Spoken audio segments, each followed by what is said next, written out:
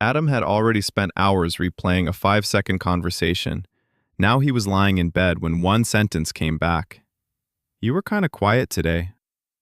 His friend had said it hours ago. It sounded harmless at the time, but now Adam's brain was treating it like evidence. Was he boring?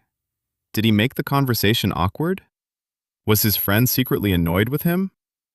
Adam opened his eyes and stared at the ceiling. The conversation was over. Nothing was happening. So why did his brain keep bringing it back? The next morning, Adam replayed the same moment while brushing his teeth, then again while making coffee. Each time the scene became slightly worse. His friend's face looked more disappointed. The silence felt longer. Adam's reply sounded more embarrassing. But none of those details had actually happened. His brain was not remembering the conversation anymore. It was rebuilding it.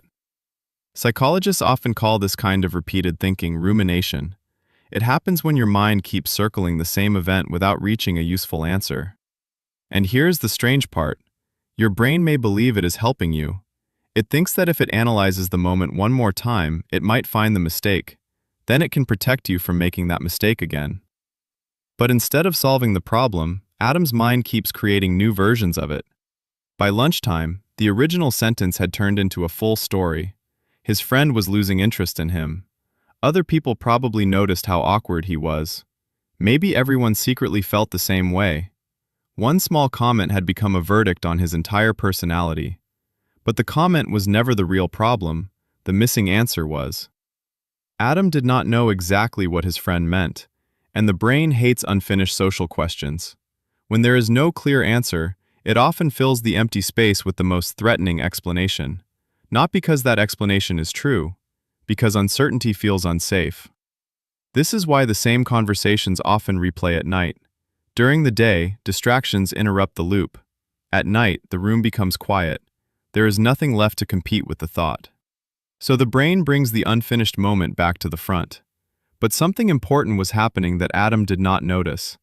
Every time he replayed the conversation, he felt as if he was getting closer to the truth. He was not. He was only getting more familiar with his own interpretation. And the more familiar a thought becomes, the more believable it can feel. Adam finally grabbed his phone. He almost sent his friend a long message explaining why he had been quiet. Then he stopped.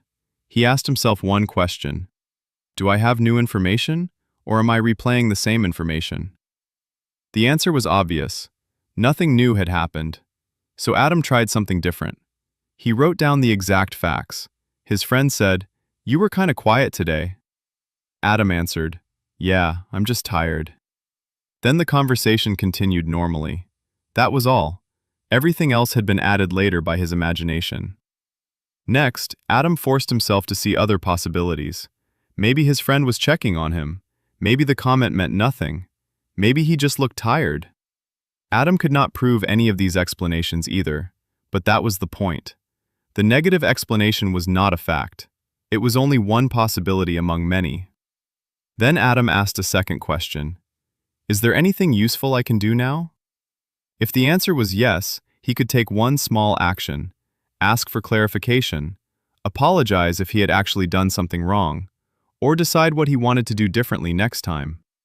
But if there was no useful action, continuing to replay the scene was not preparation. It was punishment. That night, the sentence came back again. You were kind of quiet today. Adam felt the familiar pull to investigate it, but this time, he recognized the loop. He did not argue with the thought. He did not try to force it away. He simply said, I already reviewed this. There is no new information. Then he returned his attention to the room. The sound of the fan, the weight of the blanket, his breathing slowing down. The thought returned once more, then again, but each time, Adam gave it less attention. Eventually, the conversation lost its power. Not because Adam discovered exactly what his friend meant, but because he stopped treating uncertainty like proof that something was wrong. Your brain may replay conversations because it wants certainty, safety, and control. But some social moments will always remain unclear. The goal is not to find the perfect interpretation. It is to separate what happened from what your fear added afterward.